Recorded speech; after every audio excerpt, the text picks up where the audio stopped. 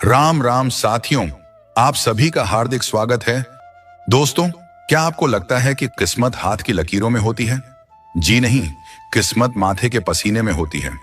आज की कहानी एक ऐसे बिगड़े हुए राजकुमार की है जिसे लगता था कि दुनिया उसके पैरों की धूल है। लेकिन फिर कुछ ऐसा हुआ कि उसे एक वक्त की रोटी के लिए भी पत्थर तोड़ने पड़े। ये कहानी सिर्फ एक राजकुमार की नहीं, बल्कि हम सब की है, जो हमें सिखाएगी कि सोने का चम्मच लेकर पैदा होने में वो मजा नहीं जो अपनी मेहनत से एक सोने का सिक्का कमाने में है। तो चलिए, जिंदगी बदल देने वाले इस सफर की शुरुआत करते हैं। बहुत पुराने समय की बात है। भारतवर्ष के दक्षिण में एक बहुत ही समृद्ध राज्य हुआ करता था जिसका नाम था विजयगढ़।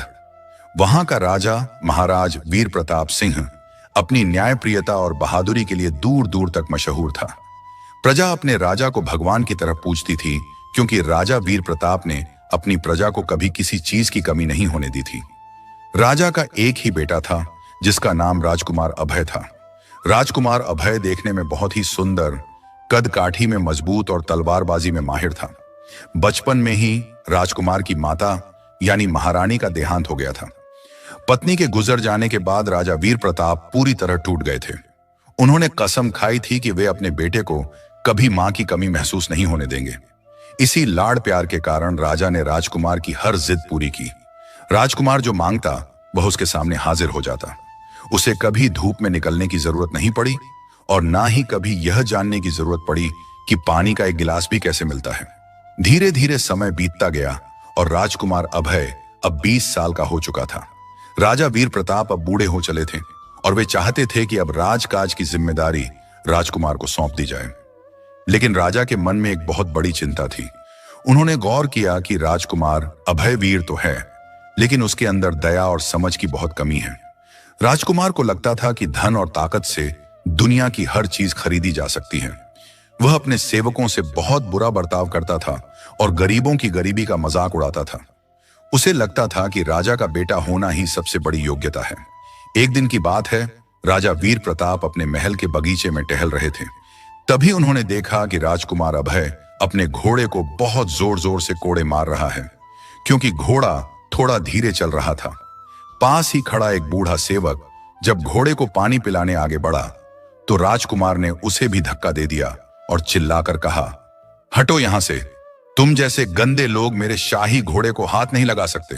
बूढ़ा सेवक गिर पड़ा और उसकी आंखों में आंसू आ गए, लेकिन डर के मारे वह कुछ नहीं बोला। यह दृश्य देखकर राजा वीर प्रताप का दिल बैठ गया। उन्हें अपनी परवरिश पर बहुत पछतावा हुआ। उन्होंने सोचा कि मैंने इसे दुनिया की हर खुशी दी, लेकिन एक अच्छा इंसान नहीं बना सका। अगर ऐसा ही घमंडी राजा गद्दी पर बैठा तो मेरा विजयगढ़ कुछ ही दिनों में बर्बाद हो जाएगा। राजा पूरी रात सो नहीं सके। वह अपने कक्ष में टहलते रहे और सोचते रहे कि राजकुमार को सही रास्ते पर कैसे लाया जाए। उसे बातों से समझाने का वक्त अब निकल चुका था। उसे अब एक कठोर सबक की जरूरत थी। अगली सुबह राजा ने दरबार सजाया। सभी मंत्री, सेनापति और दरबारी अपनी अपनी जगह पर विराजमान थे। राजकुमार अभय भी बड़े शान से कीमती रेशमी वस्त्र पहनकर और हीरों का हार गले में डालकर दरबार में आया और अपने पिता के बगल में रखे छोटे सिंहासन पर बैठ गया। उसे लगा कि आज पिताजी शायद मेरे राज्याभिषेक की घोषणा करेंगे। पूरे दरबार में सन्नाटा छाया हुआ था। राजा वीर प्रताप की आंखों में आज एक अलग ही गंभीरता थी। राजा अपने सिंहासन से खड़े हुए। उन्होंने भारी आवाज में कहा, मेरे प्रिय दरबारियों और प्रजाजनों, आप सब जानते हैं कि मैं अब बूढ़ा हो चुका हूं और विजयगढ़ को एक नए राजा की जरूरत है। यह सुनकर राजकुमार अभय के चेहरे पर मुस्कान आ गई। उसने गर्व से अपना सीना चौड़ा कर लिया, लेकिन राजा की अगली बात ने उसके पैरों तले जमीन खिसका दी। राजा ने राजकुमार की ओर उंगली उठाकर कहा, लेकिन मैं बड़े ही दुख के साथ यह घोषणा करता हूं कि मेरा बेटा राजकुमार अभय अभी राजा बनने के लायक नहीं है। दरबार में खलबली मच गई। राजकुमार अभय हक्का बक्का रह गया। वह गुस्से में खड़ा हुआ और बोला, पिताजी, यह आप क्या कह रहे हैं? मैं तलवारबाजी में सबसे तेज हूं। मैंने हर युद्ध कला सीखी है। मैं ही इस राज्य का इकलौता वारिस हूं। मेरे अलावा और कौन राजा बन सकता है? राजा वीर प्रताप ने शांत स्वर में लेकिन कड़ाई से कहा, बेटा, राजा बनने के लिए सिर्फ तलवार चलाना काफी नहीं होता। राजा वह होता है जो प्रजा के दुख दर्द को अपना समझे, जिसे पसीने की कीमत पता हो और तुमने आज तक अपनी मेहनत से एक रोटी का टुकड़ा भी नहीं कमाया है। तुम जिस रेशमी लिबास को पहनकर इतरा रहे हो, वह प्रजा के खून पसीने की कमाई है। राजकुमार का चेहरा गुस्से से लाल हो गया। उसे लगा कि भरी सभा में उसका अपमान हो रहा है। उसने कहा, तो आप क्या चाहते हैं, मैं क्या करूं? राजा ने अपनी कमर से बंधी तलवार खोलकर नीचे रख दी और कहा, तुम्हें खुद को साबित करना होगा। मैं तुम्हें एक चुनौती देता हूं। तुम्हें आज ही इसी वक्त ये राजमहल छोड़कर जाना होगा। तुम्हारे पास ना कोई सेवक होगा, ना घोड़ा, ना ही शाही कपड़े और ना ही एक भी सिक्का। तुम्हें एक साधारण नागरिक की तरह बाहर की दुनिया में रहना होगा। राजकुमार को अपने कानों पर विश्वास नहीं हो रहा था। राजा ने आगे कहा, तुम्हारी परीक्षा यह है कि तुम्हें अपनी मेहनत और ईमानदारी से एक सोने का सिक्का कमाना होगा। जिस दिन तुम अपनी कमाई का वो एक सोने का सिक्का लाकर मेरी हथेली पर रख दोगे और मुझे यकीन हो जाएगा कि वह तुम्हारी सच्ची मेहनत का है, उसी दिन मैं तुम्हें अपना राज्य सौंप दूंगा। लेकिन अगर तुमने छल कपट किया या किसी से मदद ली तो तुम्हें इस राज्य से हमेशा के लिए निकाल दिया जाएगा। राजकुमार अभय को लगा कि यह तो बहुत आसान काम है। उसने सोचा कि मैं इतना ताकतवर हूं, कोई भी मुझे काम दे देगा या मैं किसी से भी मांग लूंगा। उसने अहंकार में भरकर कहा, बस इतनी सी बात, एक सोने का सिक्का तो मैं कल ही लाकर आपके पैरों में रख दूंगा। राजा ने सिर हिलाया और कहा, याद रखना अभय, यह सफर आसान नहीं होगा। महल के बाहर की दुनिया बहुत कठोर है। उसी वक्त राजकुमार के शाही वस्त्र उतरवा लिए गए और उसे फटे पुराने साधारण सूती कपड़े पहनाए गए। उसके हाथों से अंगूठियां और गले से हार उतार लिया गया। जब वह महल के विशाल दरवाजे पर खड़ा था तो उसके पास न तो कोई हथियार था और न ही जेब में फूटी कौड़ी। पहली बार उसे सूरज की धूप चुभ रही थी और नंगे पैरों में कंकड़ लग रहे थे। राजा वीर प्रताप छज्जे पर खड़े होकर अपने बेटे को जाता देख रहे थे। उनकी आंखों से आंसू बह रहे थे, लेकिन उन्होंने अपना मन कड़ा कर लिया था। राजकुमार अभय महल के मुख्य द्वार से बाहर निकला। सामने धूल भरी सड़क थी जो सीधे नगर के बाजार की ओर जाती थी। उसने सोचा, मैं राजकुमार हूं, लोग मुझे पहचान लेंगे और तुरंत सोने का सिक्का दे देंगे। वह अकड़ कर चलता हुआ बाजार पहुंचा, लेकिन उसे यह नहीं पता था कि राजा ने पहले ही पूरे नगर में ढिंढोरा पिटवा दिया था कि कोई भी राजकुमार की मदद नहीं करेगा और ना ही उसे भिक्षा देगा। उसे काम मांगना होगा और काम करना होगा। दोपहर हो चुकी थी। अभय को अब जोरों की भूख लगने लगी थी। उसने देखा कि एक हलवाई की दुकान पर ताजी मिठाइयां बन रही हैं। वह वहां गया और दुकानदार से बोला, ओ हलवाई, मुझे भूख लगी है, कुछ खाने को दो, मैं तुम्हारा राजकुमार हूं। हलवाई ने उसे ऊपर से नीचे तक देखा। फटे कपड़ों में वह राजकुमार कम और कोई भिखारी ज्यादा लग रहा था। हलवाई ने हंसते हुए कहा, भाई, यहां राजकुमार तो बहुत आते हैं। अगर खाना चाहिए तो पहले सामने पड़ी लकड़ियों का ढेर तोड़कर गोदाम में रखो, उसके बाद ही कुछ मिलेगा। यहां मुफ्त में कुछ नहीं मिलता। राजकुमार को बहुत गुस्सा आया। उसने सोचा कि इस हलवाई का सिर काट दूं, लेकिन उसके पास तलवार नहीं थी और वह राजा के आदेश से बंधा था। भूख से उसका बुरा हाल था। उसने गुस्से में वहां से जाने का फैसला किया। वह आगे बढ़ा, लेकिन हर जगह उसे यही जवाब मिला। कोई उसे बोझा उठाने को कहता तो कोई दुकान की सफाई करने को। राजकुमार ने जीवन में कभी एक तिनका भी नहीं उठाया था। वह यह सब कैसे करता? चलते चलते शाम हो गई। अभय का शरीर थकान से चूर हो चुका था। प्यास से गला सूख रहा था। वह एक कुएं के पास गया और पानी खींचने की कोशिश की, लेकिन रस्सी उसके कोमल हाथों से फिसल गई और उसके हाथ छिल गए। वह वहीं जमीन पर बैठ गया। उसे अपनी मां की याद आने लगी और पिता पर बहुत गुस्सा आया। उसने सोचा, कैसे पिता हैं, अपने ही बेटे को भिखारी बना दिया। तभी उसे एक सेठ की दुकान के बाहर कुछ मजदूर काम करते दिखाई दिए। वे भारी बोरियां उठा उठाकर गोदाम में रख रहे थे। सेठ हर मजदूर को काम खत्म होने पर कुछ तांबे के सिक्के दे रहा था। अभय को लगा कि शायद यही एक तरीका है। उसने अपनी अकड़ को थोड़ा कम किया और सेठ के पास जाकर बोला, सेठ जी, क्या मुझे कोई काम मिल सकता है? मुझे पैसों की सख्त जरूरत है। सेठ ने देखा कि लड़का देखने में तो मजबूत लगता है, लेकिन उसके हाथ बहुत कोमल हैं। सेठ ने कहा, देखो लड़के, अभी तो सारा काम खत्म हो गया है, लेकिन एक काम बचा है। वह सामने जो गंदा नाला है उसकी सफाई करनी है, क्योंकि उसमें कचरा फंस गया है। अगर तुम वह साफ कर दोगे तो मैं तुम्हें 2 तांबे के सिक्के और रात का खाना दे दूंगा। राजकुमार अभय को घिन आ गई। वह जो इत्र से नहाता था अब नाला साफ करेगा? उसने तुरंत मना कर दिया और वहां से चला गया। रात हो गई थी। उसके पास सोने के लिए कोई जगह नहीं थी। वह एक मंदिर की सीढ़ियों पर जाकर लेट गया। पत्थर की सीढ़ियां बहुत ठंडी और सख्त थीं। मच्छर उसे काट रहे थे। भूख के मारे पेट में चूहे दौड़ रहे थे। आज उसे समझ आ रहा था कि मखमल के गद्दे और रेशमी रजाई की क्या कीमत होती है। सुबह की पहली किरण के साथ राजकुमार अभय की आंख खुली। मंदिर की सख्त सीढ़ियों पर सोने की वजह से उसकी कमर और गर्दन में तेज दर्द हो रहा था। उसने उठने की कोशिश की, लेकिन शरीर अकड़ गया था।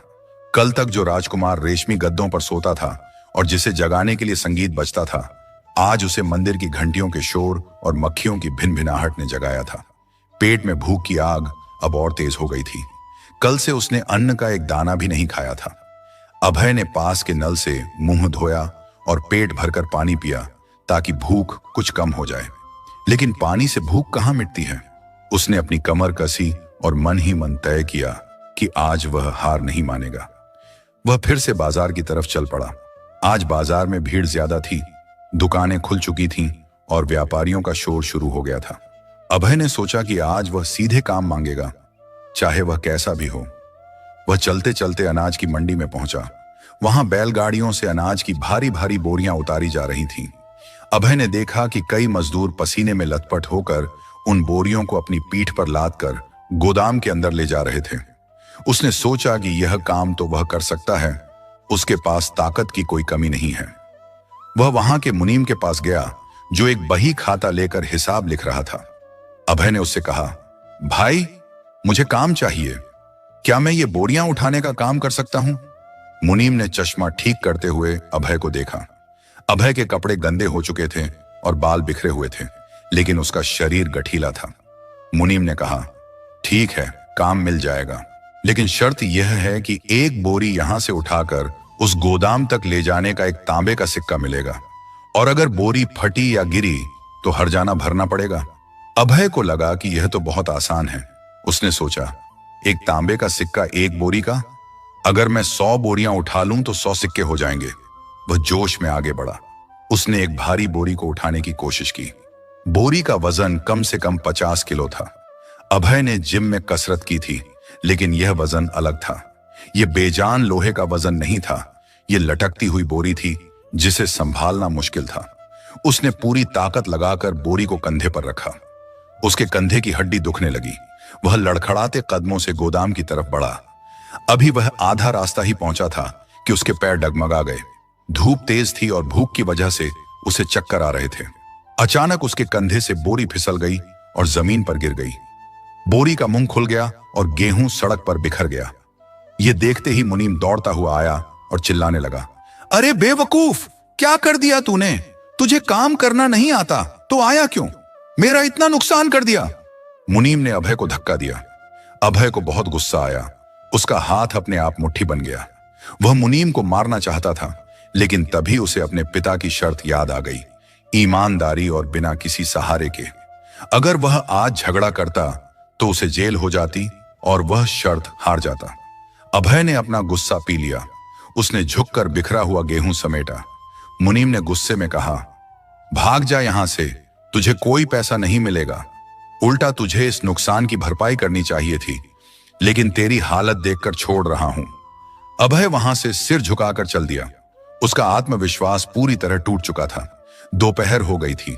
धूप अब आग बरसा रही थी। अभय के नंगे पैरों में छाले पड़ गए थे। चलते चलते उसकी नजर एक लोहार की दुकान पर पड़ी। वहां भट्टी जल रही थी और एक लोहार लोहे को पीट रहा था। उसे एक मददगार की जरूरत थी जो भारी हथौड़ा चला सके। अभय वहां गया और बोला, काका, मुझे काम दे दो, मुझे बहुत भूख लगी है।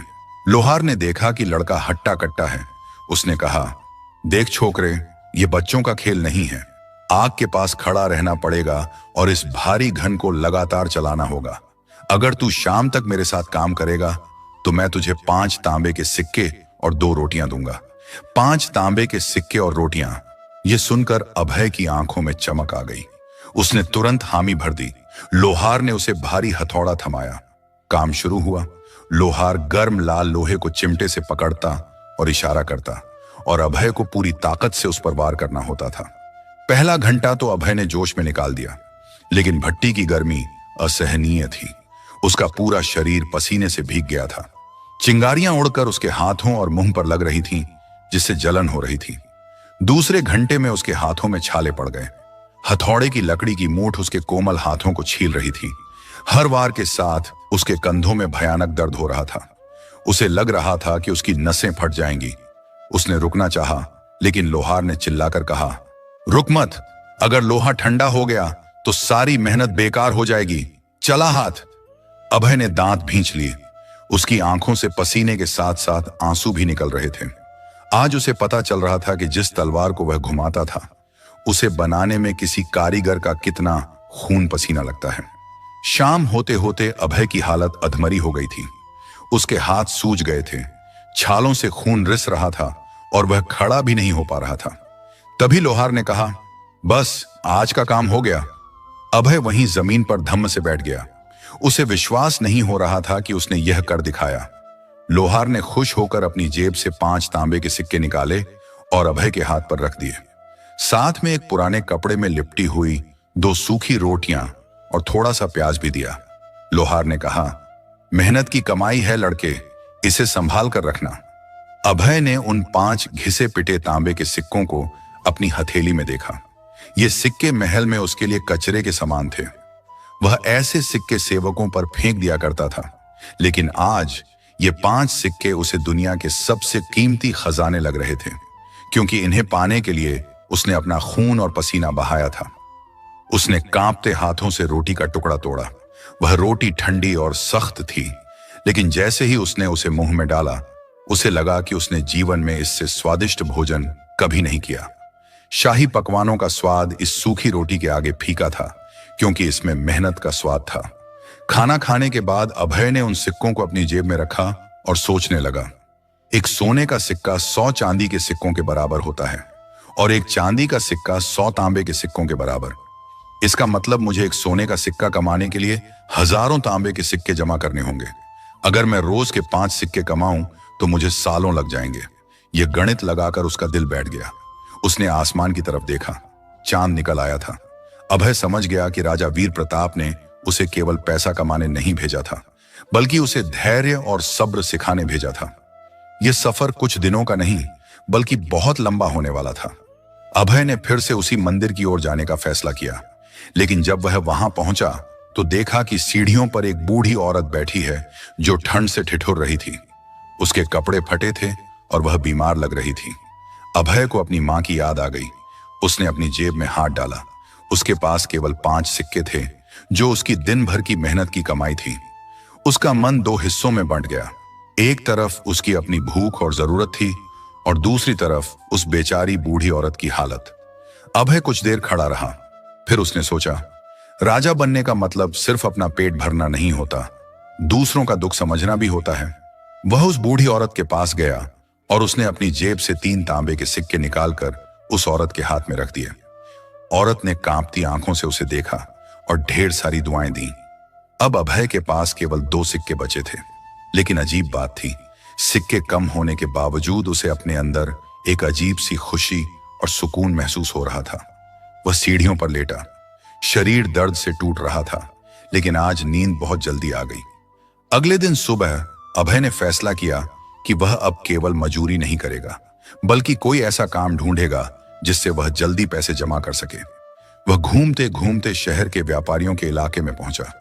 वहां उसने एक अजीब दृश्य देखा।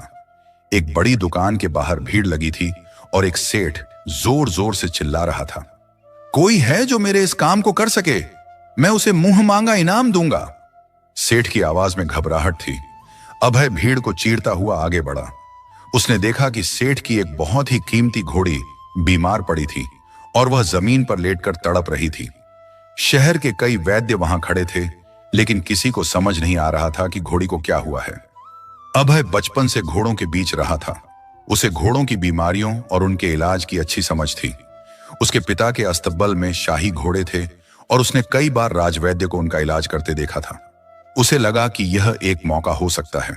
उसने आगे बढ़कर कहा, सेठ जी, मैं आपकी घोड़ी का इलाज कर सकता हूं। भीड़ ने मुड़कर देखा। फटे कपड़ों में एक गंदे से लड़के को देखकर सब हंसने लगे।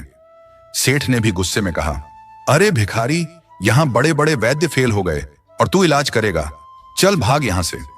लेकिन अभय ने हिम्मत नहीं हारी।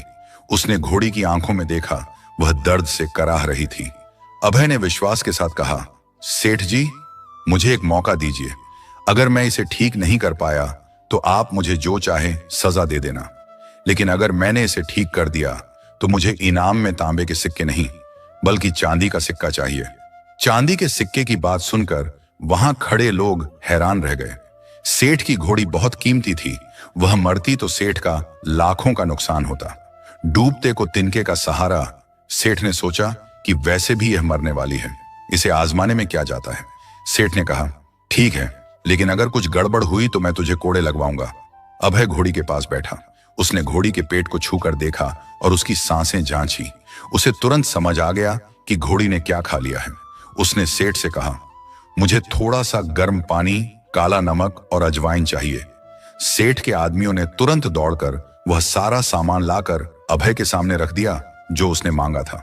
भीड़ की सांसें थमी हुई थीं। हर कोई उत्सुकता से देख रहा था कि यह फटे हाल लड़का आखिर करने क्या वाला है। अभय ने बड़ी ही फुर्ती से अजवाइन और काला नमक को पत्थर पर पीसा और उसे गर्म पानी में मिलाकर एक घोल तैयार किया। घोड़ी दर्द से इतनी बेचैन थी कि वह किसी को अपने पास आने भी नहीं दे रही थी। वह जोर जोर से अपने पैर पटक रही थी। सेठ ने डरते हुए कहा, संभल कर लड़के, इसकी एक लात तुम्हें हमेशा के लिए अपाहिज बना सकती है। लेकिन अभय डरा नहीं।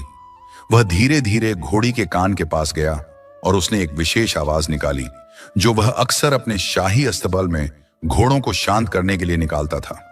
उसने घोड़ी की गर्दन पर हाथ फेरा और उसे पुचकारा।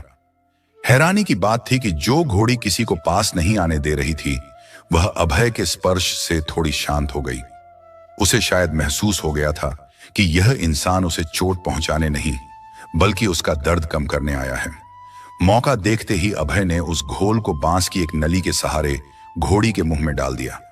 घोड़ी ने थोड़ा संघर्ष किया, लेकिन अभय ने मजबूती से उसका मुंह पकड़ रखा था ताकि दवा गले से नीचे उतर जाए। दवा पिलाने के बाद अभय ने घोड़ी के पेट की मालिश करनी शुरू की। वह पसीने से तरबतर हो गया था, लेकिन उसके हाथ नहीं रुके।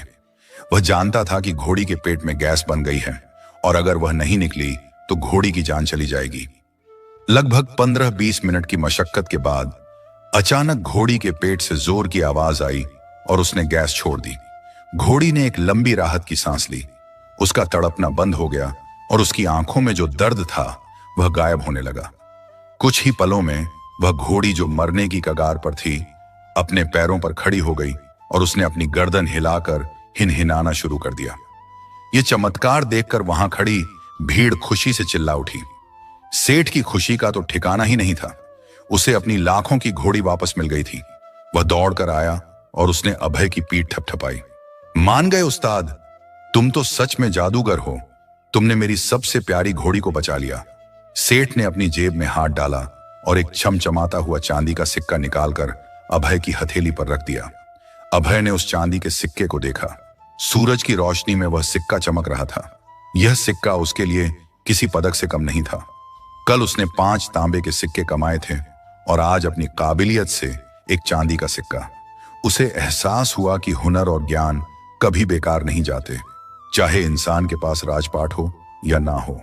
सेठ ने अभय से पूछा, लड़के, तुम्हारा नाम क्या है और तुम कहां रहते हो? मुझे तुम जैसे समझदार और जानवरों की परख रखने वाले आदमी की जरूरत है। अभय ने अपना असली नाम नहीं बताया।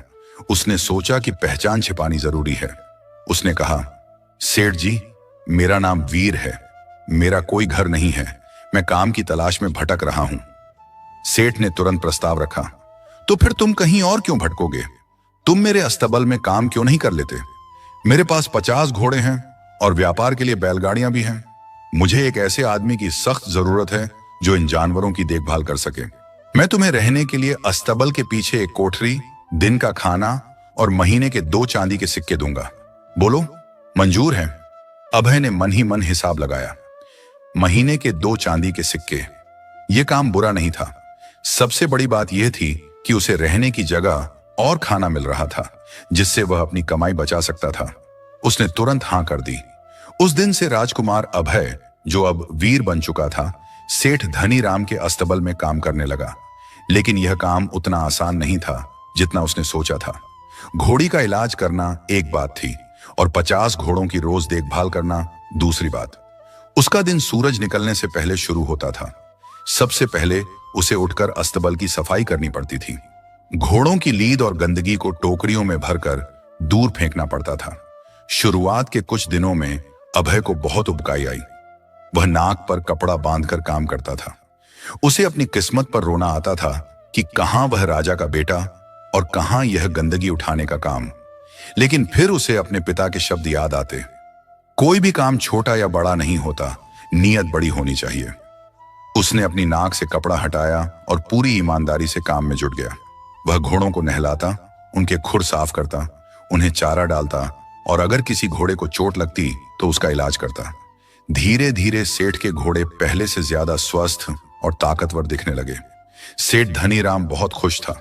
उसने देखा कि जब से वीर आया है, अस्तबल की रौनक बदल गई है। घोड़े अब बीमार नहीं पड़ते थे, लेकिन अस्तबल में काम करने वाले पुराने नौकर अभय से जलने लगे थे। उन्हें लगता था कि यह नया लड़का सेठ जी का खास बन गया है। वे अभय को परेशान करने का कोई मौका नहीं छोड़ते थे। कभी वे उसे सबसे भारी काम सौंप देते तो कभी उसके हिस्से का खाना खा जाते। एक दिन की बात है, अस्तबल का पुराना मुंशी, जिसका नाम कालू था, उसने अभय को फंसाने की योजना बनाई। कालू ने रात के अंधेरे में एक घोड़े की रस्सियां खोल दी ताकि वह भाग जाए और सारा इल्जाम अभय पर आ जाए। अभय दिन भर की मेहनत के बाद अपनी कोठरी में गहरी नींद सो रहा था। अचानक शोर सुनकर उसकी आंख खुली। चोर, चोर, घोड़ा भाग गया! बाहर शोर मच रहा था। अभय झटपट बाहर आया। उसने देखा कि सेठ का सबसे तेज दौड़ने वाला घोड़ा बादल अस्तबल से गायब है और फाटक खुला पड़ा है। सेठ धनीराम गुस्से में वहां खड़े थे और कालू मुंशी अभय की तरफ इशारा करके कह रहा था, मालिक, मैंने कहा था ना कि इस नए लड़के पर भरोसा मत करो। जरूर इसी ने दरवाजा खुला छोड़ा होगा या फिर घोड़ा बेच दिया होगा। सेठ ने अभय को गुस्से से देखा। वीर, क्या यह सच है? क्या तुम इतने लापरवाह हो? अभय जानता था कि उसने दरवाजा बंद किया था। उसे कालू की आंखों में कपट दिखाई दे रहा था, लेकिन यह वक्त बहस करने का नहीं था। घोड़ा अगर ज्यादा दूर निकल गया तो उसे ढूंढना नामुमकिन होगा और जंगल में जंगली जानवर उसे मार डालेंगे। अभय ने सेठ से कहा, मालिक, मैं अपनी सफाई बाद में दूंगा। अभी बादल को ढूंढना ज्यादा जरूरी है। वह मेरा दोस्त है, मैं उसे खोने नहीं दे सकता। इतना कहकर अभय ने बिना एक पल गंवाए अस्तबल से एक दूसरे घोड़े पर काठी कसी और उस पर सवार होकर अंधेरे में निकल पड़ा। कालू पीछे से हंसा, अब यह भी भाग गया। देखा मालिक, दोनों घोड़े गए आपके। लेकिन सेठ चुप था। उसे वीर की आंखों में सच्चाई दिखी थी। उधर अभय हवा से बातें कर रहा था। वह जानता था कि बादल को ताजी हवा बहुत पसंद है और वह अक्सर पहाड़ी की तरफ जाने की कोशिश करता था। अभय ने अपने घोड़े को पहाड़ी के रास्ते पर दौड़ाया। रात घनी थी, रास्ता पथरीला था, लेकिन अभय ने अपनी घुड़सवारी का सारा कौशल लगा दिया। वह झुककर जमीन पर घोड़े के खुरों के निशान देख रहा था। कुछ दूर जाने के बाद उसे जंगल के किनारे हिनहिनाने की आवाज आई। अभय वहां पहुंचा तो देखा कि बादल एक झाड़ी में फंसा हुआ है और सामने 2 भेड़िए उसे घेर कर खड़े हैं। भेड़िए हमला करने ही वाले थे। बादल डरा हुआ था। अभय ने तुरंत अपनी कमर से वह छोटी कटार निकाली जो वह काम के लिए रखता था। हालांकि वह भेड़ियों के सामने बहुत छोटी थी। उसने जोर से ललकारा और अपने घोड़े को भेड़ियों की तरफ दौड़ा दिया। भेड़िए इस अचानक हमले से घबरा गए। अभय ने अपनी लाठी घुमाई और एक भेड़िए की कमर पर दे मारी। भेड़िया चीखता हुआ पीछे हटा। दूसरा भेड़िया अभय पर झपटा, लेकिन अभय ने फुर्ती से झुककर वार बचाया और घोड़े को एड़ लगाई। घोड़े की टाप से धूल उड़ी और भेड़िए डरकर जंगल में भाग गए। अभय तुरंत घोड़े से उतरा और बादल के पास गया। बादल सुरक्षित था, बस थोड़ी खरोंचें आई थीं। अभय ने उसे गले लगाया और शांत किया। डरो मत मेरे दोस्त, मैं आ गया हूं, उसने प्यार से कहा। सुबह होने वाली थी जब अभय दोनों घोड़ों को लेकर वापस अस्तबल पहुंचा। सेठ धनीराम और बाकी नौकर वहां जाग रहे थे। कालू मुंशी की आंखें फटी की फटी रह गईं। अभय ने घोड़े की लगाम सेठ के हाथ में दी और कहा, मालिक, बादल रास्ता भटक गया था। जंगल के किनारे भेड़ियों ने इसे घेर लिया था, लेकिन अब यह सुरक्षित है। सेठ धनीराम ने देखा कि अभय के कपड़े फटे हुए हैं और हाथ से खून बह रहा है। सेठ को सारी बात समझ आ गई। उसने कालू की तरफ देखा और कड़क आवाज में पूछा, कालू, तुम तो कह रहे थे कि वीर घोड़ा चुरा कर भाग गया। अगर इसे भागना होता तो यह अपनी जान जोखिम में डालकर वापस क्यों आता? कालू डर के मारे कांपने लगा और उसके मुंह से सच निकल गया, मालिक, मुझे माफ कर दो, मुझसे गलती हो गई, मैंने ही रस्सी खोली थी। सेठ ने उसी वक्त कालू को काम से निकाल दिया और अभय की तरफ मुड़े। सेठ ने कहा, वीर, आज तुमने न केवल मेरा घोड़ा बचाया है बल्कि मेरी इज्जत भी बचाई है। मैंने तुम पर शक किया, मुझे माफ करना। तुम केवल एक मजदूर नहीं हो, तुम तो मेरे घर के सदस्य जैसे हो। सेठ ने खुश होकर अभय को इनाम में 5 चांदी के सिक्के दिए। अब अभय के पास कुल 6 चांदी के सिक्के हो गए थे, लेकिन अभय का लक्ष्य अभी भी बहुत दूर था। उसे सोने का सिक्का चाहिए था। 6 चांदी के सिक्के यानी 600 तांबे के सिक्के, लेकिन एक सोने का सिक्का पाने के लिए उसे 100 चांदी के सिक्के चाहिए थे। इस रफ्तार से तो उसे कई साल लग जाते। उस रात अभय अपनी कोठरी में लेटा सोच रहा था, मेहनत करना अच्छा है, लेकिन सिर्फ शारीरिक मेहनत से मैं इतनी जल्दी अपने पिता की शर्त पूरी नहीं कर पाऊंगा। मुझे अपनी बुद्धि का इस्तेमाल करना होगा, मुझे व्यापार समझना होगा। अगले कुछ हफ्तों तक अभय ने अपना काम जल्दी निपटाना शुरू कर दिया। काम खत्म करके वह सेठ जी के पास गद्दी पर जाकर बैठ जाता और ध्यान से सुनता कि सेठ जी व्यापार कैसे करते हैं। वह देखता कि सेठ कैसे माल खरीदते हैं, कैसे दाम तय करते हैं और कैसे मुनाफा कमाते हैं। सेठ धनीराम को भी यह लड़का बहुत होशियार लगने लगा था। कभी कभी जब सेठ हिसाब में अटक जाते तो अभय दूर बैठे बैठे ही सही जवाब बता देता। सेठ हैरान रह जाते, अरे वीर, तुझे यह गणित किसने सिखाया? अभय मुस्कुराकर कह देता, बस मालिक, देखकर सीख गया। एक दिन सेठ धनीराम बहुत परेशान बैठे थे। उनका एक बहुत बड़ा व्यापारिक सौदा फंसा हुआ था। पड़ोसी राज्य से मसालों की एक बड़ी खेप आनी थी, लेकिन रास्ते में एक नदी पड़ती थी जिस पर बना पुल टूट गया था। नाविकों ने सामान लाने के लिए मुंह मांगे दाम मांग लिए थे, जिससे सेठ को भारी नुकसान हो रहा था। अगर सामान समय पर नहीं पहुंचता तो राजा का ऑर्डर कैंसिल हो जाता और सेठ की साख मिट्टी में मिल जाती। सेठ सिर पकड़कर बैठे थे, क्या करूं? इतना भारी किराया दूंगा तो मैं बर्बाद हो जाऊंगा, और अगर माल नहीं आया तो राजा जी मुझे दंड देंगे। अभय वहां झाड़ू लगा रहा था। उसने सेठ की परेशानी सुनी। वह आगे आया और बोला, मालिक, अगर आप इजाजत दें तो मैं एक सुझाव दूं? सेठ ने झुंझलाकर कहा, तू क्या सुझाव देगा? बड़े बड़े मुंशी फेल हो गए। फिर भी उन्होंने कहा, चल बोल, क्या कहना चाहता है? अभय ने कहा, मालिक, नाविक इसीलिए ज्यादा पैसे मांग रहे हैं क्योंकि उन्हें पता है कि आप मजबूर हैं। लेकिन अगर हम नदी के उस पार के गांव वालों से बात करें कि वे अपनी छोटी नावों से सामान इस पार ले आएं और बदले में हम उन्हें वापसी में शहर का वो सामान ले जाने दें जो उन्हें चाहिए, तो वे बहुत कम पैसे में या शायद मुफ्त में भी मदद कर देंगे। उनका भी फायदा होगा और हमारा भी। इसे वस्तु विनिमय कहते हैं। सेठ धनीराम चौंक गए। यह विचार उनके दिमाग में आया ही नहीं था। यह इतना सरल और सटीक उपाय था। सेठ ने तुरंत अभय को गले लगा लिया। वाह वीर, तू तो अस्तबल में रहने लायक नहीं है। तुझे तो मेरी गद्दी के पास होना चाहिए। जा, मैं तुझे यह जिम्मेदारी देता हूं। अगर तूने यह सौदा करवा दिया और मेरा मुनाफा बचा लिया तो मैं तुझे मुंह मांगा इनाम दूंगा। अभय के लिए यह पहला बड़ा मौका था। यह शारीरिक मेहनत नहीं बल्कि दिमाग का खेल था। वह जानता था कि अगर वह सफल हुआ तो वह सोने के सिक्के के बहुत करीब पहुंच जाएगा। लेकिन उसे यह भी पता था कि नाविक संघ बहुत ताकतवर है और वे इतनी आसानी से अपना नुकसान नहीं होने देंगे। वे अभय के रास्ते में कांटे जरूर बिछाएंगे। सूरज सिर पर था जब अभय घोड़ा दौड़ाता हुआ नदी के किनारे पहुंचा। वहां का नजारा देखकर किसी की भी हिम्मत टूट जाए। नदी का पुल बीच से टूटा हुआ था और पानी का बहाव बहुत तेज था। किनारे पर सैकड़ों बैलगाड़ियां खड़ी थीं, जिनमें कीमती मसाले और रेशम लदे हुए थे। व्यापारियों के चेहरे पर हवाइयां उड़ रही थीं, क्योंकि अगर यह माल समय पर नहीं पहुंचा तो वे सब बर्बाद हो जाएंगे। दूसरी तरफ नदी के किनारे नाविकों का एक गुट बैठा था जो हुक्का पी रहे थे और व्यापारियों की मजबूरी का तमाशा देख रहे थे। उनका सरदार, जिसका नाम भैरव था, एक विशाल और डरावना आदमी था। वह हर व्यापारी से माल पार कराने के बदले उसकी कीमत का आधा हिस्सा मांग रहा था, जो कि सरासर लूट थी। अभय ने घोड़े से उतरकर स्थिति का जायजा लिया। उसने देखा कि भैरव और उसके आदमियों ने बड़ी नावों पर कब्जा कर रखा है, लेकिन अभय की नजर उन छोटी छोटी डोंगी पर पड़ी जो नदी के दूसरे किनारे पर यानी गांव की तरफ बंधी हुई थी। वे नावें मछुआरों और गांव वालों की थीं, जिन्हें भैरव ने डरा धमका कर काम करने से रोक रखा था। अभय ने समय बर्बाद नहीं किया।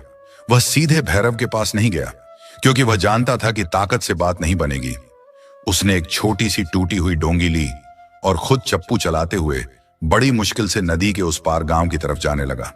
भैरव के आदमियों ने उसे देखा और हंसने लगे। देखो, ये पागल लड़का अकेले क्या कर लेगा। अभय जैसे तैसे नदी पार करके गांव पहुंचा। वहां उसने देखा कि गांव के लोग बहुत परेशान हैं। उनके पास शहर जाने का कोई साधन नहीं था, क्योंकि पुल टूटा था और शहर से आने वाला जरूरी सामान जैसे नमक, तेल और कपड़ा गांव में खत्म हो चुका था। अभय सीधे गांव के मुखिया के पास गया। मुखिया एक बूढ़े और समझदार व्यक्ति थे, लेकिन भैरव के डर से चुप थे। अभय ने हाथ जोड़कर कहा, मुखिया जी, मैं एक व्यापारी का मुनीम हूं। मैं यहां एक सौदा करने आया हूं। मुझे पता है कि आपके गांव में नमक और कपड़े की भारी किल्लत है। मुखिया ने सिर हिलाया। हाँ बेटा, लेकिन हम क्या करें? पुल टूटा है और भैरव हमें अपनी नावें चलाने नहीं देता। हमारे बच्चे भूखे हैं। अभय ने अपनी योजना समझाई। काका, भैरव के पास बड़ी नावें हैं, लेकिन आपके पास एकता है। आपके गांव में 50 छोटी डोंगियां हैं। अगर हर डोंगी वाला मेरी मदद करे और उस पार से मसालों की बोरियां इस पार ले आए, तो बदले में मैं वादा करता हूं कि वापसी में हर डोंगी में शहर का बेहतरीन नमक और कपड़ा भरकर भेजूंगा, वह भी मुफ्त। आपको शहर जाने की जरूरत नहीं पड़ेगी, बाजार खुद आपके घर आएगा। मुखिया और वहां खड़े नौजवानों की आंखों में चमक आ गई। यह उनके लिए बहुत बड़ा फायदा था, लेकिन एक डर था भैरव का। एक नौजवान बोला, लेकिन अगर भैरव ने हमें मारा तो? अभय की आवाज में अब राजकुमार वाला रोब आ गया। उसने कहा, भैरव सिर्फ तब तक ताकतवर है जब तक आप डरे हुए हैं। आज हम 50 नावें एक साथ उतारेंगे, वह किस किस को रोकेगा? और अगर उसने किसी एक को भी हाथ लगाया तो मैं, वीर, आपके साथ खड़ा रहूंगा। याद रखना, एकता के आगे बड़े से बड़ा अत्याचारी भी घुटने टेक देता है। अभय की बातों ने सोए हुए गांव वालों को जगा दिया। उन्हें लगा कि यह लड़का कोई साधारण मुनीम नहीं है। मुखिया ने तुरंत आदेश दिया, सब अपनी अपनी डोंगियां निकालो, आज हम अपनी ताकत दिखाएंगे। देखते ही देखते नदी में 50 छोटी छोटी नावें उतर गईं। यह नजारा अद्भुत था। जैसे चींटियां मिलकर हाथी का बोझ उठा लेती हैं, वैसे ही वे छोटी नावें नदी की छाती चीरती हुई उस पार व्यापारियों की तरफ बढ़ने लगीं। उस पार बैठे भैरव ने जब यह देखा तो उसका हुक्का हाथ से छूट गया। वह चिल्लाया, ये गांव वाले मेरी इजाजत के बिना कैसे आ रहे हैं? रोको इन्हें। वह अपने लठैतों को लेकर आगे बढ़ा, लेकिन जैसे ही पहली डोंगी किनारे पर पहुंची, अभय उसमें से कूदा और सीधे भैरव के सामने जाकर खड़ा हो गया। भैरव ने गुस्से में अपनी लाठी उठाई। तू कौन है रे? तेरी हिम्मत कैसे हुई मेरे धंधे में टांग अड़ाने की?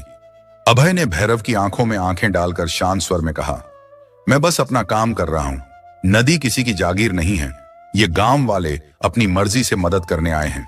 अगर तुमने इन्हें रोकने की कोशिश की तो याद रखना, यहां खड़े 100 व्यापारी और उनके मजदूर भी अब चुप नहीं बैठेंगे। व्यापारी जो अब तक डरे हुए थे, अभय की हिम्मत देखकर उनके अंदर भी जोश आ गया। वे सब लाठियां और पत्थर उठाकर अभय के पीछे आ खड़े हुए। भैरव ने देखा कि मामला बिगड़ गया है। एक तरफ गांव वालों की भीड़, दूसरी तरफ व्यापारियों का गुस्सा। वह समझ गया कि आज उसकी दादागिरी नहीं चलेगी। वह पैर पटकता हुआ पीछे हट गया। अभय ने तुरंत काम शुरू करवाया। हर छोटी नाव में 2-2 मसालों की बोरियां रखी गईं। गांव वालों ने बड़ी फुर्ती से नाव चलाई। अभय खुद हर नाव पर नजर रख रहा था। घंटों की मेहनत के बाद सारा माल नदी के उस पार पहुंच गया, और जैसा कि अभय ने वादा किया था, सेठ धनीराम के गोदाम से नमक और कपड़ा मंगवाकर उन नावों में भर दिया गया। शाम तक सेठ धनीराम का रुका हुआ सारा माल नदी पार हो चुका था। गांव वाले भी खुश थे, क्योंकि उन्हें महीनों का राशन मिल गया था। जब सेठ धनीराम वहां पहुंचे और उन्होंने देखा कि जो काम बड़े बड़े लोग नहीं कर पाए, वह उनके वीर ने अपनी सूझबूझ से कर दिखाया, तो उनकी खुशी का ठिकाना नहीं रहा। उन्होंने अभय को गले लगा लिया और कहा, वीर, तूने आज मुझे बर्बाद होने से बचा लिया। तेरी बुद्धिमानी का कोई जवाब नहीं। अभय ने विनम्रता से कहा, मालिक, यह सब इन गांव वालों की मेहनत है। रात को जब वे शहर वापस लौटे तो सेठ ने अभय को अपने खास कक्ष में बुलाया। सेठ ने एक थैली निकाली और अभय के सामने रख दी। उसमें चांदी के 50 सिक्के थे। सेठ ने कहा, यह तेरा इनाम है और आज से तू अस्तबल में नहीं रहेगा। आज से तू मेरा मुख्य मुनीम है। अब तू मेरे साथ व्यापार संभालेगा। अभय ने उन सिक्कों को देखा। अब उसके पास काफी चांदी के सिक्के हो गए थे, लेकिन एक सोने का सिक्का अभी भी नहीं था। उसने सेठ से कहा, मालिक, मुझे यह पद और इनाम मंजूर है, लेकिन मेरी एक विनती है। मैं यह पैसा अपने पास नहीं रखना चाहता। मैं चाहता हूं कि आप मेरे पैसे अपने पास जमा रखें और मुझे व्यापार के दांव पेच सिखाएं। मैं अपनी कमाई से खुद व्यापार करना चाहता हूं। सेठ धनीराम उसकी महत्वाकांक्षा देखकर हैरान रह गए। उन्होंने सोचा, यह लड़का बहुत दूर जाएगा। उन्होंने मुस्कुराते हुए कहा, ठीक है वीर, मैं तुझे अपना भागीदार बनाऊंगा। कल हम एक नए सफर की शुरुआत करेंगे। अभय अपनी नई कोठरी में गया, जो अब काफी साफ और आरामदायक थी, लेकिन उसका मन शांत नहीं था। उसे पता था कि अब असली परीक्षा शुरू होगी। व्यापार की दुनिया में धोखे और जोखिम ज्यादा होते हैं। अगले कुछ महीने अभय ने दिन रात एक कर दिए। उसने सेठ के साथ मिलकर कई बड़े सौदे किए। उसने सीखा कि कब माल खरीदना है और कब बेचना है। उसकी ईमानदारी की चर्चा पूरे बाजार में होने लगी। लोग कहने लगे कि सेठ धनीराम की दुकान पर वीर के हाथ से लिया गया माल कभी खराब नहीं होता। एक दिन बाजार में एक विदेशी व्यापारी आया। वह अपने साथ कुछ बहुत ही कीमती रत्न और जवाहरात लाया था, लेकिन उसे हिंदी भाषा नहीं आती थी और कोई उसकी बात समझ नहीं पा रहा था। वह हताश होकर घूमने लगा। कई ठगों ने उसे ठगने की कोशिश की। अभय दुकान पर बैठा था। उसने देखा कि वह विदेशी व्यापारी इशारों में कुछ समझा रहा है। अभय को बचपन में अपने राजमहल में कई विदेशी मेहमानों से मिलने का मौका मिला था, इसलिए उसे टूटी फूटी विदेशी भाषा की समझ थी। अभय ने आगे बढ़कर उस व्यापारी से उसकी भाषा में बात की। विदेशी व्यापारी के चेहरे पर खुशी की लहर दौड़ गई। उसने अभय को बताया कि वह अपने देश के राजा के लिए भारत की सबसे बेहतरीन तलवारें और ढालें खरीदने आया है, लेकिन उसे कोई सही आदमी नहीं मिल रहा। यह सुनते ही अभय के कान खड़े हो गए। तलवारें और ढालें, यह उसका क्षेत्र था। वह हथियारों का विशेषज्ञ था। उसने तुरंत सोचा, अगर मैं इस व्यापारी को सही माल दिला दूं तो मुझे जो कमीशन मिलेगा वह शायद मेरे सपने को पूरा कर दे। अभय ने सेठ धनीराम से बात की। सेठ जी को हथियारों का ज्ञान नहीं था, इसलिए उन्होंने कहा, वीर, यह सौदा तू संभाल। अगर तूने इसे खुश कर दिया तो जो मुनाफा होगा उसका आधा हिस्सा तेरा। अभय उस विदेशी व्यापारी को लेकर शहर के सबसे अच्छे लोहारों के पास गया, लेकिन यहां एक समस्या थी। शहर के लोहार जो तलवारें बना रहे थे वे देखने में तो सुंदर थीं, लेकिन मजबूती में बेकार थीं। विदेशी व्यापारी को असली फौलाद चाहिए था। अभय ने एक तलवार उठाई और उसे परखने के लिए जोर से एक लोहे की छड़ पर मारा। तलवार टूट गई। विदेशी व्यापारी निराश हो गया। उसने कहा, लगता है भारत में अब अच्छे कारीगर नहीं रहे। मैं वापस जा रहा हूं। अभय जानता था कि अगर यह व्यापारी खाली हाथ गया तो उसके देश की बदनामी होगी और उसका मौका भी हाथ से निकल जाएगा। अभय ने उस व्यापारी को रोका और कहा, रुकिए, मुझे 3 दिन का समय दीजिए। मैं आपको ऐसी तलवार दूंगा जो लोहे को भी मक्खन की तरह काट देगी, लेकिन उसकी कीमत आपको मेरी शर्त पर देनी होगी। व्यापारी ने अभय की आंखों में आत्मविश्वास देखा। उसने कहा, अगर तुम ऐसा कर पाए तो मैं तुम्हें मुंह मांगी कीमत दूंगा, लेकिन अगर 3 दिन में माल नहीं मिला तो मैं चला जाऊंगा। अब अभय के सामने एक नई चुनौती थी। उसे 3 दिन के अंदर बेहतरीन तलवारें बनानी थी, लेकिन शहर में कोई ऐसा कारीगर नहीं था जो उसकी उम्मीदों पर खरा उतरे। तब उसे उस बूढ़े लोहार की याद आई जिसके पास उसने अपने सफर के पहले दिन काम किया था। वह लोहार बूढ़ा जरूर था, लेकिन उसे पुराने जमाने की ढलाई का ज्ञान था। अभय दौड़ा दौड़ा उस लोहार की दुकान पर पहुंचा। लोहार भट्टी के पास बैठा ऊंघ रहा था। अभय ने उसे जगाया और कहा, काका, उठिए, हमें इतिहास रचना है। हमें ऐसी तलवारें बनानी हैं जो राजाओं के लायक हों। लोहार ने अपनी धुंधली आंखों से अभय को देखा और पहचाना। उसने कहा, बेटा, मेरे हाथ अब कांपते हैं और ऐसा फौलाद बनाने के लिए जिस तापमान की जरूरत होती है वह इस भट्टी में नहीं बन सकता। अभय ने कहा, तापमान मैं बनाऊंगा, हथौड़ा मैं चलाऊंगा। मुझे बस आपका ज्ञान और मार्गदर्शन चाहिए। आप बताते जाइए, मैं करता जाऊंगा। उस रात उस छोटी सी दुकान में भट्टी फिर से धधक उठी। अभय ने अपने राजसी कपड़े उतार दिए और फिर से कमर कस ली। उसने अपनी सारी ताकत झोंक दी। लोहार उसे मिश्रण बता रहा था, कितना लोहा, कितना कोयला और कब पानी में डालना है।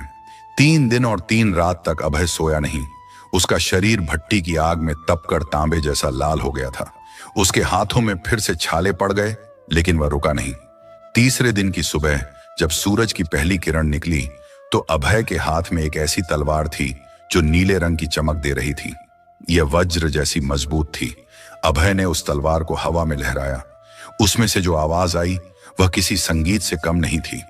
वह उस तलवार को कपड़े में लपेटकर विदेशी व्यापारी के पास ले गया।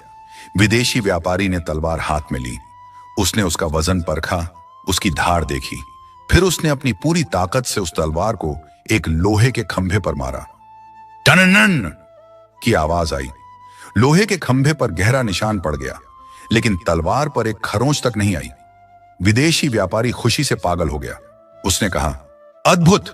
मैंने पूरी दुनिया घूमी, लेकिन ऐसी कारीगरी नहीं देखी। मुझे ऐसी 100 तलवारें चाहिए। सौदा पक्का हो गया। विदेशी व्यापारी ने भुगतान के तौर पर सोने की मोहरें देने की बात कही। सेठ धनीराम को जब यह पता चला तो वे फूले नहीं समाये। मुनाफे का बंटवारा हुआ। सेठ धनीराम ने हिसाब लगाया और अभय के हिस्से की कमाई एक थैली में डालकर उसके सामने रख दी। अभय का दिल जोर जोर से धड़क रहा था। उसने कांपते हाथों से थैली खोली। अंदर चमकते हुए चांदी के ढेरों सिक्के थे। उसने उन्हें गिना। 50, 60, 70, 90, 100 चांदी के सिक्के, यानी एक सोने का सिक्का। अभय की आंखों में आंसू आ गए। यह पैसा उसने किसी से मांगा नहीं था, किसी की दया पर नहीं लिया था।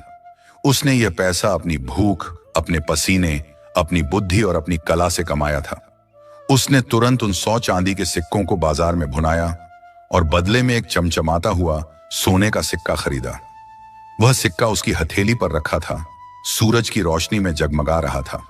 उसे उस सिक्के में अपना चेहरा दिखाई दे रहा था, लेकिन वह चेहरा उस घमंडी राजकुमार का नहीं था, बल्कि एक मेहनती, समझदार और विनम्र इंसान वीर का था। अब समय आ गया था घर लौटने का। लेकिन क्या कहानी यहीं खत्म हो गई? नहीं, अभी तो उसे अपने पिता के सामने जाना था। और सबसे बड़ी बात, जब वह राज्य वापस लौटेगा तो क्या प्रजा और मंत्री उसे उस रूप में स्वीकार करेंगे? और क्या उसके जाने के बाद राज्य में सब कुछ ठीक था? उसे खबर मिली थी कि पड़ोसी राज्य का राजा विजयगढ़ की कमजोरी का फायदा उठाने के लिए सीमा पर सेना जमा कर रहा है। अभय ने सेठ धनीराम से विदा ली। सेठ रो पड़े। वे उसे जाने नहीं देना चाहते थे, लेकिन अभय ने उन्हें बताया कि उसे अपने बूढ़े पिता के पास जाना है। सेठ ने उसे अपना सबसे तेज घोड़ा बादल तोहफे में दिया। अभय घोड़े पर सवार हुआ। उसकी जेब में वह सोने का सिक्का था और दिल में एक नया आत्मविश्वास। वह विजयगढ़ की ओर चल पड़ा। विजयगढ़ की सीमा पर पहुंचते ही अभय को महसूस हुआ कि फिजाओं में कुछ बदलाव है। खेतों में वह हरियाली नहीं थी जो पहले हुआ करती थी, और सड़कों पर लोगों के चेहरों पर डर साफ दिखाई दे रहा था। अभय ने अपने घोड़े बादल की रफ्तार धीमी की और एक चाय की दुकान पर रुका। वहां कुछ लोग दबी जुबान में बातें कर रहे थे। अभय ने अपना चेहरा ढक रखा था ताकि कोई उसे पहचान न ले। उसने पूछा, भाई, राज्य में इतना सन्नाटा क्यों है? सब डरे हुए क्यों लग रहे हैं? एक बूढ़े आदमी ने लंबी सांस ली और बोला, बेटा, तुम परदेसी लगते हो। हमारे महाराज वीर प्रताप अब बहुत बूढ़े और बीमार हो चुके हैं, और हमारा राजकुमार पता नहीं वह कहां है। कुछ लोग कहते हैं कि राजा ने उसे निकाल दिया, तो कुछ कहते हैं कि वह भाग गया। इस बात का फायदा उठाकर पड़ोसी राज्य का क्रूर राजा शेर सिंह हमारी सीमा पर अपनी विशाल सेना लेकर खड़ा है। किसी भी वक्त युद्ध शुरू हो सकता है और बिना सेनापति के हमारा विजयगढ़ हार जाएगा। यह सुनकर अभय का खून खौल उठा। उसे अपनी गलती का एहसास हुआ। उसके अहंकार और नासमझी के कारण आज उसका राज्य और उसके पिता खतरे में थे। उसने चाय के पैसे मेज पर रखे और तुरंत घोड़े पर सवार होकर महल की तरफ आंधी की तरह उड़ चला। महल के मुख्य द्वार पर भारी पहरा था। पहरेदारों ने एक धूल से सने साधारण कपड़ों वाले घुड़सवार को आते देखा तो भाले तान लिए। रुक जाओ, तुम अंदर नहीं जा सकते, पहरेदार चिल्लाया। अभय घोड़े से कूदा और अपना नकाब हटाया। उसकी आंखों में वही पुराना तेज था, लेकिन उसमें अब एक गंभीरता भी थी। उसने कड़क आवाज में कहा, अपनी तलवारें नीचे करो, मैं तुम्हारा राजकुमार अभय हूं। पहरेदार उसे देखकर सन्न रह गए। राजकुमार का चेहरा धूप से तपकर सांवला हो गया था। शरीर पत्थर जैसा सख्त और हाथों में मेहनत के निशान थे। वह पहले वाला नाजुक राजकुमार नहीं लग रहा था, बल्कि एक योद्धा लग रहा था। पहरेदारों ने तुरंत रास्ता छोड़ दिया और राजकुमार की जय के नारे लगाए। अभय सीधे राज दरबार की ओर भागा। दरबार लगा हुआ था, लेकिन वहां मायूसी छाई थी। महाराज वीर प्रताप अपने सिंहासन पर निढाल बैठे थे। मंत्रीगण राजा को आत्मसमर्पण करने की सलाह दे रहे थे, क्योंकि शेर सिंह की सेना बहुत बड़ी थी। तभी दरबार के दरवाजे जोर से खुले और अभय अंदर दाखिल हुआ। सभी की निगाहें उस पर टिक गईं। राजा वीर प्रताप ने अपनी धुंधली आंखों से देखा। उन्हें विश्वास नहीं हुआ कि यह उनका वही बेटा है। अभय के चाल ढाल में एक गजब का आत्मविश्वास था। अभय सीधे अपने पिता के पास गया और उनके चरणों में गिर पड़ा। उसने राजा के पैरों की धूल अपने माथे पर लगाई। राजा ने कांपते हाथों से उसे उठाया और गले लगा लिया। राजा की आंखों से आंसू बह निकले। बेटा, तुम आ गए। मुझे लगा था कि मैं तुम्हें देखे बिना ही मर जाऊंगा। अभय ने कहा, पिताजी, मैं अपना वचन निभाकर आया हूं। उसने अपनी जेब से वह सोने का सिक्का निकाला। वह सिक्का उसकी महीनों की तपस्या, पसीने, अपमान, भूख और अदम्य साहस का प्रतीक था। उसने बड़े गर्व से वह सिक्का राजा की हथेली पर रख दिया और कहा, पिताजी, यह रही मेरी कमाई। यह मैंने किसी से मांगा नहीं, न ही छीना है। इसे मैंने अपने खून, पसीने और बुद्धि से कमाया है। राजा वीर प्रताप ने उस सिक्के को देखा। फिर उन्होंने अचानक वह सिक्का उठाया और पास ही जल रही आग की अंगीठी में फेंक दिया। नहीं! अभय जोर से चिल्लाया। उसने एक पल भी नहीं सोचा। उसने तुरंत अपना नंगा हाथ आग में डाल दिया और जलते हुए कोयलों के बीच से उस सिक्के को बाहर निकाल लिया। उसका हाथ बुरी तरह जल गया, लेकिन उसने सिक्के को मुट्ठी में भींच लिया। अभय की आंखों में आंसू और गुस्सा दोनों थे। उसने कहा, पिताजी, आपने यह क्या किया? आपको पता है इस एक सिक्के को कमाने के लिए मैंने क्या क्या सहा है? मैंने बोरियां उठाई हैं, हथौड़े चलाए हैं, भूखा सोया हूं और न जाने कितनी रातों तक जागा हूं। आप इसे ऐसे कैसे फेंक सकते हैं? राजा वीर प्रताप मुस्कुराए और उन्होंने अभय के जले हुए हाथ को चूम लिया। उन्होंने कहा, बस बेटा, मैं यही देखना चाहता था।